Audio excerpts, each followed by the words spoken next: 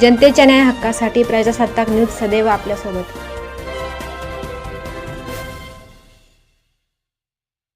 संगमनेर शहरात नगर परिषदेच्या वतीनं सुरू असलेल्या STP सांडपाणी प्रक्रिया प्रकल्प अंतर्गत गटारीचे काम सध्या विविध भागात सुरू आहे। या कामासाठी जागोजागी मोठ्या प्रमाणात चेंबर्स तयार करण्यात आले आहेत।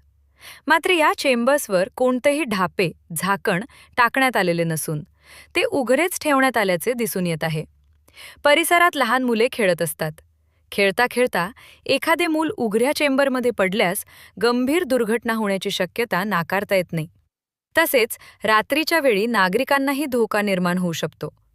स्थानिक नागरिकांनी या प्रकाराबद्दल तीव्र नाराजी व्यक्त केली असून काम सुरू असताना सुरक्षेची योग्य ती खबरदारी घेणे आवश्यक असल्याचे मत व्यक्त केले आहे। संबंधित ठेकेदाराने तातडीने सर्व चेंबर्सवर मजबूत झाकणे बसवून सुरक्षिततेची उपाययोजना करावी अशी मागणी होत आहे।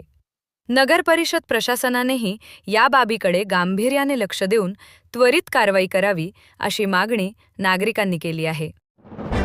आपल्या परिसरातील ताज्या घडामोडी पाहण्यासाठी आजच प्रजासत्ताक न्यूज 24 ला सबस्क्राइब करा आणि रहा अपडेट। तसेच लाईक अँड शेअर करायला विसरू नका। प्रजासत्ताक न्यूज सदैव आपल्यासोबत।